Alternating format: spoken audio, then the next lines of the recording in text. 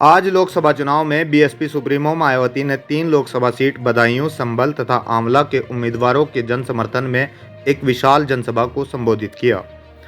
इस्लाम नगर से मात्र 4 किलोमीटर दूर ग्राम कंदरपुर के एक विशाल मैदान में हजारों की भीड़ को संबोधित करते हुए बीएसपी सुप्रीमो मायावती ने विरोधियों पर जमकर निशाना साधा।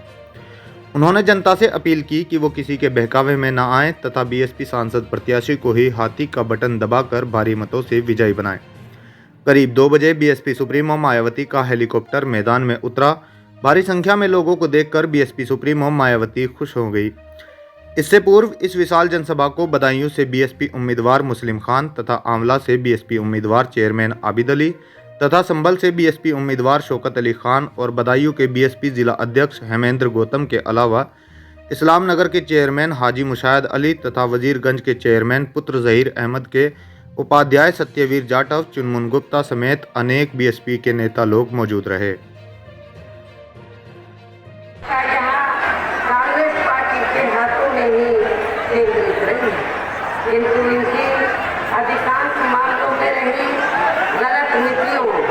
एवं गलत कार्य प्रणाली आदि की वजह से ही फिर इस पार्टी को केंद्र व काफी राज्यों की भी सत्ता से बाहर होना पड़ा है तथा यही स्थिति इनकी सहयोगी पार्टियों की भी बन रही है। इतना ही नहीं बल्कि इनकी सरकारों में दलित व पिछड़े वर्गों की तथा इनके मसीहा परम पूज्य बाबा साहब डॉक्टर अम्बेडकर की भी हर मामले में हर स्तर पर काफी ज्यादा शिक्षा की गई, जिसके कारण ही पिछले कई वर्षों से बीजेपी व इनके सहयोगी दल केंद्र व काफी राज्यों की भी सत्ता में काबिज हो गए। कांग्रेस सत्ता से बाहर हुई, उनके सहयोगी दल सत्ता से बाहर हुए और फिर इसके स्थान पर तो पिछले कुछ वर्षों से बीजेपी व इनके सहयोगी दल केंद्र एवं काफी राज्यों की जो सत्ता में काबिज हो गए हैं, लेकिन इनकी भी ज्यादातर रही जातिवादी, पूंजीवादी, संकीर्ण, सांप्रदायिक, द्वेषपूर्ण नीतियों एवं कार्य प्रणाली आदि से तथा इनकी कथनी व करनी में भी काफी अंतर होने की वजह से अब ऐसा लगता है कि इस बार ये पार्टी भी यानी कि भारतीय जनता पार्टी भी केंद्र की सत्ता में आसानी से वापस आने वाली नहीं। बशर्ते यदि ये चुनाव इस बार फ्री एंड फेयर होता है तथा आम चर्चा के मुताबिक वोटिंग मशीनों में भी कोई गड़बड़ी आदि नहीं की जाती है और वैसे भी इस बार चुनाव में इनकी कोई भी पुरानी एवं नहीं चल रही नाटकबाजी, जुमलेबाजी या गारंटी आदि सामने आने वाली नहीं। इनकी नई आएगी गारंटी आप लोगों के सामने आ रही है,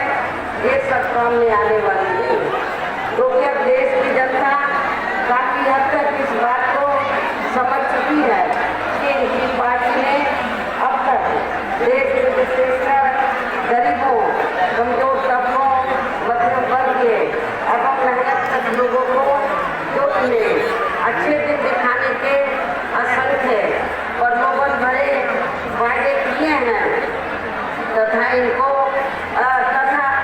इन लोगों को अनेकों हवाई व कागजी गारंटी आदि दी है, तो इनका जमीनी हकीकत में अभी तक इन्होंने लगभग 1/4 हिस्सा भी नहीं किया, बल्कि इसके स्थान पर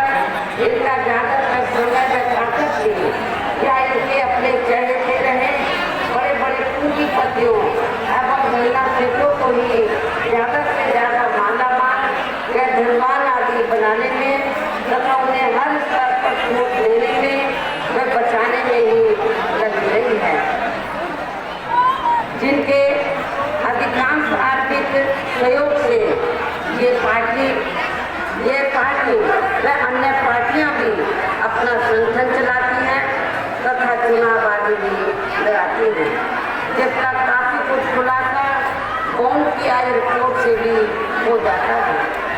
इसके साथ ही अब ऐसा लगता है कि कांग्रेस पार्टी की तरह ही बीजेपी ने भी केंद्र की तमाम सरकारी जांच एजेंसियों का ज़्यादातर राजनीतिकरण